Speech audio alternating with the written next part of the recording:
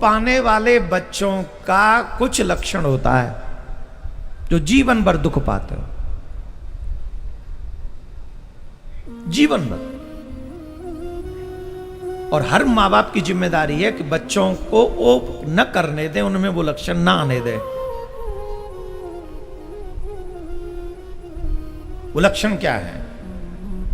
एक बार देवर्षि नारद शंकर भगवान के पास में गए और नारद जी का स्वागत किया बाबा ने। अरे नारद जी आओ आओ आओ आओ। बोले महाराज मैं आपसे एक बात जानना चाहता हूं, मेरा एक प्रश्न है। बोले क्या प्रश्न है? मैं ये जानना चाहता हूं ये कैसे पता चले कि ये मनुष्य दुख पाएगा। माँ बाप को कैसे पता चले? जब घर में कोई बच्चा होता है तो जब बच्चा होता है तो इस बात का कैसे पता चलता है कि ये बच्चा जीवन भर सुख पाएगा या दुख पाएगा? आप तो अंतर्यामी हैं, आप तो सब जानते हैं, कृपा करके बता दीजिए। शंकर भगवान बोले नारद जी तुमने बड़ा अच्छा प्रश्न किया है। हर माँ बाप चाहते हैं कि उनकी संतान सुख पाए, और यह भी कहा जाता है कि पूत के पाम पालने में दिखते बच्चे के कर्म से, आचरण से यह पता लगाया जा सकता है कि यह जीवन भर सुख पाएगा कि दुख पाएगा। बोले कैसे? बोले सुनो हम तुम्हें एक कहानी सुनाते हैं। एक बहुत पुरातन नगर था, उस नगर में एक राजा राज्य किया करते थे। उस राजा के कोई बेटा नहीं था, एक बेटी थी, बहुत प्यारी बेटी थी, राजकुमारी। अब वो जो राजकुमारी थी उसका नाम था छाया। बड़ी सुंदर थी, इकलौती बेटी थी, राजा की बेटी थी, इसलिए राजा ने उसे बड़े लाड़ प्यार से पाला था। अब वे बेटियां बाप को प्यारी होती ही हैं। अब कोई भी बात रानी अगर उन्हें सिखाती घर का कार्य कैसे करना चाहिए, ये ऐसा, तो राजा डांट देते थे। अरे राजकुमारी ये कोई कार्य करे, ये ऐसे हो, इसको दास दासियों की कमी है क्या? कोई कमी नहीं दास दासियों पे। बेटी चाहे राजा की हो चाहे किसी गरीब की हो, बेटी को एक कार्य में दक्ष जरूर होना चाहिए, वो रसोई में। बेटियां बुरा न माने। कई बेटियां बुरा मानती हैं, हम कोई चूल्हा चौके के लिए थोड़ी हैं। मान लो चूल्हा चौका तुम्हारे जीवन से ही हट गया तो क्या कर लोगे? काहे के लिए जीवन? फिर तुम्हारा जीवन ही टिका है चूल्हा चौके पे? नहीं टिका है, बोलो। चूल्हा ना हो, चौका ना हो, भोजन ना हो तो क्या जीवन में कितने दिन जियोगे? जीवन में महत्वपूर्ण क्या है, नोट या रोटी? जवाब दो, जोर से बोलो। जीवन में महत्वपूर्ण रोटी है कि नोट है? सोने से भी ज्यादा अनमोल है रोटी। और आज दुर्भाग्य से रोटी से भी ज्यादा कीमती बना दिया नोट को और गोल्ड को। रोटी कहीं से भी मंगा के खा लेते हैं, कहीं से भी। कैसे कमा के हम कैसे किसी के हाथ से रोटी खा सकते हैं? जवाब दो। और आज तो यही चल रहा है, कहीं से भी किसी से भी मंगा के रोटी खा लो। जबकि शास्त्र कहते हैं अगर चाहते हो तुम्हारे घर के लोगों की बुद्धि भ्रष्ट ना हो तो उन्हें बाहर का भोजन कभी नहीं कराना चाहिए। स्त्री के लिए सबसे बड़ी जिम्मेदारी है अपने पति, अपने पुत्र, इन दोनों को अपने हाथों से भोजन बना के खिलाए, हर दिन खिलाए।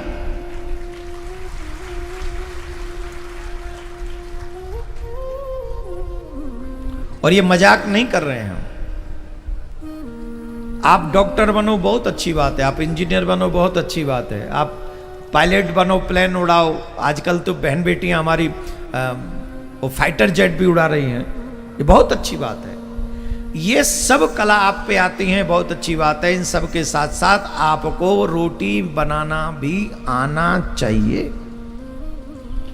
और शादी के बाद एक जिम्मेदारी जरूर निभानी है, चाहे और कोई जिम्मेदारी निभे ना निभे, कि मैं अपने परिवार को अपने हाथों से भोजन बना के कराऊं।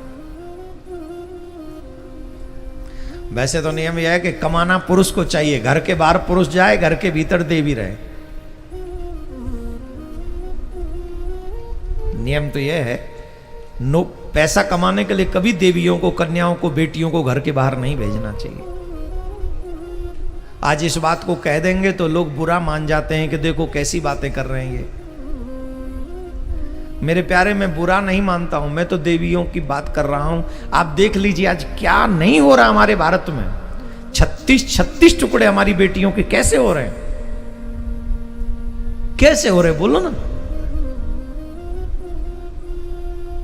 इस संसार में सबसे अनमोल अगर कुछ है तो वो बेटियों का सम्मान है, देवियों का सम्मान है। और देवियों का सम्मान चला गया तो फिर कुछ नहीं बचेगा। और आज वो सम्मान नाम की चीज कोई रही नहीं। खैर ये बात आप समझिए, समझ के इसको अनुभव कीजिए। तो राजकुमारी की मां सिखाना चाहती थी, पर पिताजी के लाड प्यार ने उनको वो सिखाने नहीं दिया। रानी सिखाती थी, वो कहते थे क्या जरूरत है। इसी लाड प्यार में बेटी का एटीट्यूड बिगड़ गया। वो फिर तो महाराज नखरे हो गए, बोलने का स्टाइल बदल गया, जो मन पे आए सो करे। एक दिन राजा को लगा कि बेटी बड़ी हो रही है, अब उसका विवाह करना चाहिए। तो विवाह करने की इच्छा लेकर जब राजकुमारों को निमंत्रण देते तो उन राजकुमारों में 100 कमियां निकाल देती। इसमें ये नहीं है, ये ऐसा नहीं है, ये ऐसा नहीं है, 100 कमियां। और उसने कई राजकुमार फेल कर दिए। एक बार राजा को लगा कि चलो स्वयंवर ही कर देते। कहा तमाम राजकुमार आए हैं, अपने हाथ में माला लो, सबको देखो, जो भी अधिक सुंदर हो, जो तुम्हें पसंद आए उससे विवाह करो। अब वो सबका मजाक उड़ाती थी, पर विवाह माला किसी के गले में नहीं डाली। ये देखो कैसा लंबा चौड़ा सा है, ये देखो कैसा दाढ़ी वाला सा है, ये देखो कैसा, कौन इससे विवाह करे। अब इकलौती बेटी राजकुमारी, बोलने का तरीका भी गलत, सबका मजाक उड़ाने का तरीका, बहुत बुरा लगा। एक वहां पर राजकुमार बैठे थे, दाढ़ी वाले थे, बड़े लंबे चौड़े थे, बड़े अच्छे थे, पर उसको भी खरी खोटी सुना दी। ये दाढ़ी वाला आ गया हमसे विवाह करने के लिए, सखियों को सुना के जो साथ में चल रही थी उनको, ये आ गया लंबा चौड़ा सा, देखो दाढ़ी बढ़ा के, ऐसा लगता है जैसे बाबा जी आ गया यहाँ। मैं राजकुमारी इस बाबा जी से विवाह करूंगी। उस राजकुमार को बुरा नहीं लगा, क्योंकि जिसको हम प्रेम करते हैं 2-4 बार सुना भी दे तो कहां बुरा लगता है, अच्छा ही लगता है। वो बुरा नहीं लगा उसको। अब जब पूरा स्वयंवर समाप्ति की ओर चला गया और राजकुमारी ने किसी के गले में माला नहीं डाली, तो राजा भड़क गए। सबका मजाक उड़ा रहे थे तो राजकुमार चले गए, बोले जाओ अम्बे, तुम ऐसी से हम विवाह नहीं करेंगे जिसका ऐसा स्वभाव है, गंदा स्वभाव है, बोलने का तरीका नहीं है, द्वार पर आए हुए अतिथि का सम्मान कैसे करना चाहिए इनको आता नहीं है, बेकार है। सब उठ के चले गए। और राजा को गुस्सा आ गया और राजा ने सभी राजकुमारों को रोक के कहा, बोले चिंता मत करो, मेरी बेटी को अगर द्वार पर आए हुए अतिथियों का सत्कार करना नहीं आता तो मैं तुम्हारे आगे संकल्प लेता हूं कि इस बेटी का विवाह भिखारी से करूंगा, अब राजकुमार से नहीं होगा। राजकुमारों ने सबने बड़ी प्रशंसा की कि देखो इतना निर्णायक राजा, न्याय संगत राजा। तो राजा की प्रशंसा कर करके सब चले गए। और राजकुमारी को लगा पिता ने ऐसे ही कहा होगा, गुस्से में कह दिया होगा, भिखारी से थोड़ी हमारा विवाह करेंगे। कहानी बहुत बड़ी है। एक दिन सुबह सुबह महल में द्वार के बाहर किसी ने आवाज लगाई, भिक्षाम देहि, भिक्षाम देहि, भिक्षाम देहि। तो राजा ने कहा जाओ देख के आओ कौन है। बोले एक भिखारी है। बोले बुला के लाओ, उसकी राजकुमारी से शादी करनी। भिखारी है तो बुला लाओ। और रानी कहे महाराज, बोले चुप करो, हमने वचन दिया है कि इसका विवाह भिखारी से करेंगे। इसे पता ही नहीं है कि राजकुमारों से कैसे बात की जाती है, इसे पता ही नहीं कि राजकुमारी का क्या स्वभाव होना चाहिए, इसे पता ही नहीं कि एक कन्या में क्या स्वभाव। बोले आप ही ने बिगाड़ा। अरे हमने बिगाड़ा, प्रेम किया हमने, बिगाड़ा कहां? पर कोई सम्मान कैसे करना है, कितने बजे जगना है, कितने बजे स्नान करना है, कोई द्वार पर आया उसे कैसे बोलना है, ये तो इसको आना चाहिए। अगर इसे नहीं आता तो इसे महलों में रहने का कोई अधिकार नहीं, इसे भिखारी के संग ब्याह दो। महाराज भिखारी को बुलाया, भिखारी के संग ब्याह दिया गया और भिखारी के संग ब्याह के कहा के लेके जाओ। राजकुमारी रोए सो रोए, उसने सोचा भी नहीं था कि मेरा पिता ऐसा कर सकता है, इतना प्यार करने वाला मेरा पिता मेरे साथ ऐसा करेगा। पिताजी मुझे मत भेजो, पिताजी मुझे मत भेजो।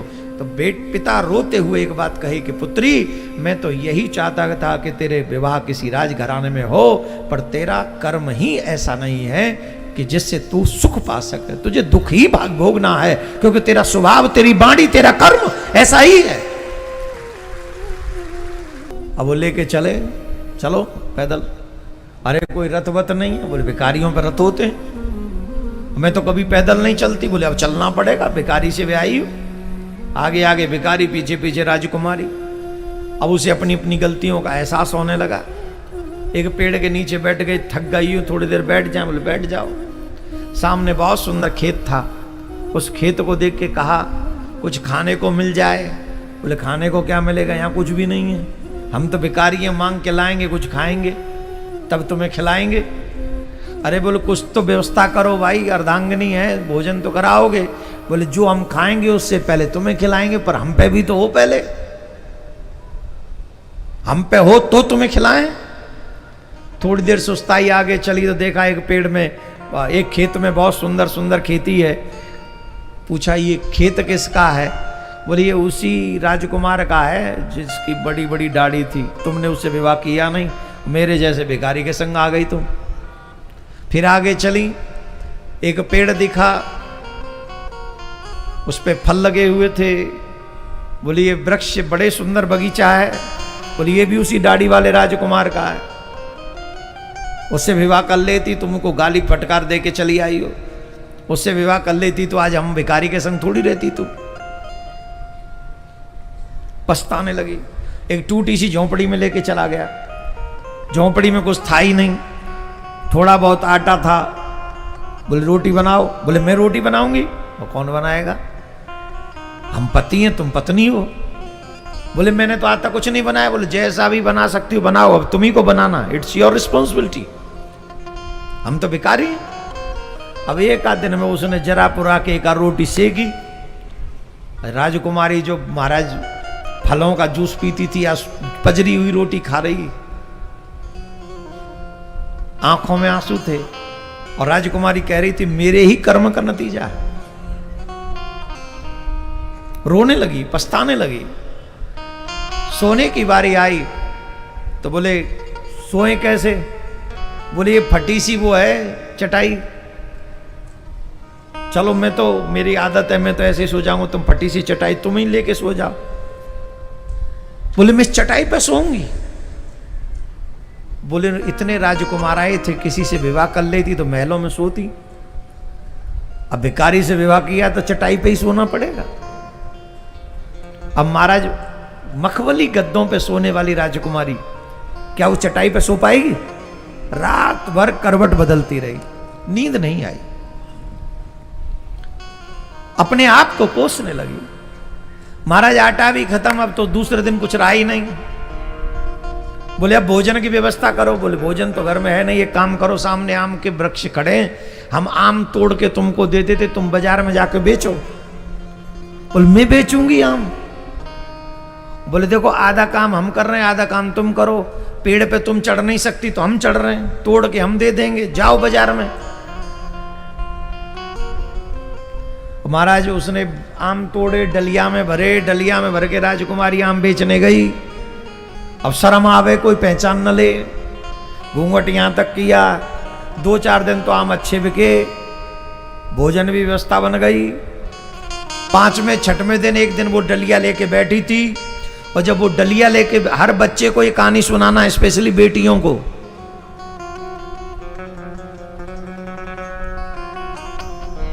बेटे नालायक होना तो उनका त्याग किया जा सकता है, पर बेटियां अगर इधर उधर हो गई तो उनका क्या होगा? दो कुल बर्बाद हो जाते हैं। एक कुल नहीं, दो। बेटा तो जिंदगी भर रंडुआ भी रह जाए, कोई नहीं पूछ रहा, पर बेटी की बहुत बड़ी जिम्मेदारी होती है।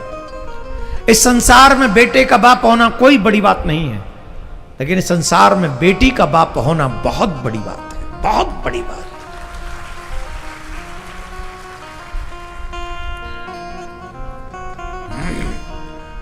चौथे दिन वो आम की डलिया लेके गई तो वहां से एक मंत्री निकला, लात मारी डलिया में, शर्म नहीं आती? रास्ते में दुकान खोल के बैठ गई, बक 2-4 आम थे वो फूट फाट गए। रोती हुई आई, बोले हाय रे मेरी किस्मत, एक तो राजकुमारी भी बेचे आम, और वहां में भी मार दे जाए लात, वो भी फूट गए आम। राजकुमारी का ऐसा अपमान। रोती रोती अपने पति के जौरे आई, बोले महाराज अच्छे पति मिले। वो क्या हुआ? बोले ऐसा ऐसी घटना घटी। बोले तुम में तमीज नहीं है? अरे सड़क पे कोई आम बेचता, थोड़ी साइड में हो जाता, राजपथ को रोक के खड़ी होगी तो कोई भी कुछ भी कहेगा। अरे मुझे क्या पता, मैंने तो कभी महलों से बाहर निकल के देखा ही नहीं, कहां बैठूं कहां ना बैठूं। तो भिखारी ने कहा यही तो गलती तुम्हारे माँ बाप की है, उनको सिखाना चाहिए। जैसे ही माँ का नाम आया तो उसे वो सारी घटना याद आ गई, और उसने कहा मैं हाथ जोड़ती हूँ, मेरी माँ के लिए कुछ मत कहो, क्योंकि मेरी माँ ने तो सिखाया पर मैंने कभी सीखा ही नहीं। घर कैसे चलाया जाता मैंने नहीं सीखा, मेरी माँ ने सिखाया था, मेरी माँ ने सिखाया था, मैंने ही नहीं सीखा। अरे बोले चलो तुम एक काम करो, ये सब छोड़ दो, ये काम आम बेचने वाला काम तुमसे नहीं होगा, मैं दूसरा काम ढूंढ के लाता हूँ। एक दिन गया भिखारी, फिर ढूंढ के आया, बोले फलान एक जगह राजा है, राजा की रसोई में भोजन कर बनाने की व्यवस्था मिल गई, राजा की रसोई में तुम जाके भोजन बनाओ। अरे बोले राजा को भोजन है, बिगड़ को तो वैसे ही मृत्यु दंड देगा। बोले यहाँ जीने से तो अच्छा मर ही जाए हम, जैसे तुम जी रही हो दुख, इतने दुख में, तो ये भी तो मृत्यु के ही समान है, थोड़ा थोड़ा सीख लेना फिर बनाना। तो महाराज राजकुमारी एक राजा के महल में रसोई बना रही है, सेवा कर रही है। अच्छा बताओ ये सुख है कि दुख है? जोर से बोलो, बोलो तो सही है, सुख है कि दुख है? अच्छा यहां के लोग बोलते नहीं, ये तो है, बहुत कम बोलते।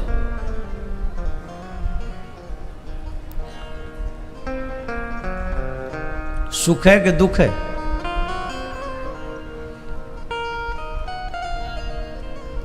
एक दिन महल के बाहर, रसोई के बाहर आवाज आ रही थी, बहुत सुंदर भव्य दिव्य कोई आयोजन हो रहा था, बड़े सुंदर सुंदर भोजन बनाए गए। उन भोजनों को देख के, व्यंजनों को देखकर राजकुमारी के मुख में भी पानी आ गया। बहुत दिनों से भोजन नहीं किया था ऐसा। एक महलों में थी तो ऐसा ही करती थी, पर आज उसके मुख में पानी आ रहा था। वो सोच रही थी कि यहां से थोड़ा बहुत हमको मिल जाए, हम भी पाएं और अपने पति को भी पवाएं, भिखारी को भी पवाएं। तो एक डलिया में बांध लिया ले जाने के लिए। जैसे ही जा रही थी, एक बड़े से आदमी ने उसके हाथ में मारा झटका। कहां लेके जा रही? चोरी करती। देखा तो लगा कि यही राजा होगा। बोले अब तो गए प्राण भी। हाथ जोड़ के रोने लगी, आंखों से आंसू आ गया। बहुत दिनों से पेट भर के भोजन नहीं किया, मुझे कोई दंड मत देना, मुझे कोई सजा मत देना। मैं भोजन करना चाहती हूँ और अपने पति को भोजन कराना चाहती हूँ, और कोई इच्छा नहीं मेरी, चोरी नहीं, भूखी हूं, मेरा पति भी भूखा है। उस राजा ने उसका हाथ पकड़ा और उसे सभा की ओर खींचता हुआ ले गया। और उस राजसभा का वो दृश्य देखकर, वो व्यवस्था देखकर, वो चमत्कार देखकर वो दंग रह गई। उसके पिता से भी 10 गुना ज्यादा उसका ही व्यवहार था। अब वो थर थर कांपने लगी। और उस राजकुमार ने कहा, जानते हो ये कौन है? ये वो राजकुमारी है जो अपने पिता के बताए हुए मार्ग पर नहीं चली, जिसने तमाम राजकुमारों का अपमान किया। और आज इसके पिता ने इसका विवाह एक भिखारी के साथ कर दिया। जैसे जैसे वो बोलता जा रहा था वैसे वैसे वो राजकुमारी के आंखों से झरझर झरझर झरझर झरना बह रहा था। अपने माता पिता को याद कर रही थी और वो रो रही थी और अपने कर्म को दुत्कार रही थी कि हाय मैंने ऐसा क्यों किया। मैं भी एक राजघराने की राजकुमारी थी, आज देखो इस सभा में मेरा अपमान हो रहा है। तब राजकुमार ने कहा, देवी मैं तुम्हें अपमान करने के लिए नहीं लाया, तुम पहचानोगी नहीं वो दाढ़ी वाला कौन है जिसे तुमने बाबा जी कह के ठुकरा दिया था। जानती हो वो बाबा जी दाढ़ी वाला राजकुमार मैं ही हूं और यहां का राजा हूं। अब मैं जहां तुम खड़ी हो ये मेरा राज्य है और अभी भी मैं तुम्हारा अपमान करने नहीं लाया। जानती हो वो भिखारी कौन है? वो भी मैं ही। तुम मुझे पहचान नहीं पाई। जब सभा में तुम्हारे पिताजी ने यह प्रण किया कि अब तेरा विवाह मैं भिखारी से करूंगा, क्योंकि मैं तो तुमसे प्रेम करता था इसलिए तुम्हें पाने के लिए भिखारी भी बन गया।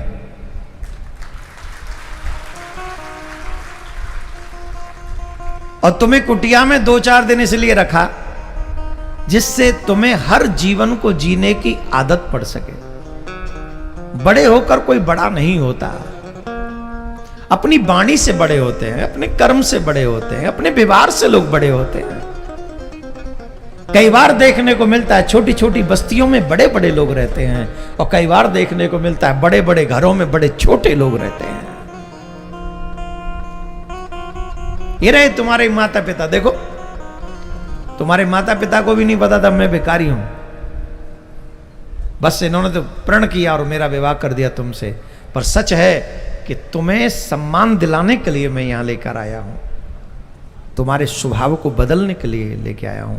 तब शंकर भगवान कहते हैं, हे देवर्षि नारद, जो अपनी वाणी पर कंट्रोल नहीं करते, जो अपने बड़ों की बात को नहीं मानते, जो अपने बड़ों के बताए हुए मार्ग पर नहीं चलते, जो धर्म पथ का त्याग कर देते हैं, वो बच्चे जीवन भर दुख ही पाते हैं और उनके कारण उनके मां बाप भी दुख पाते हैं।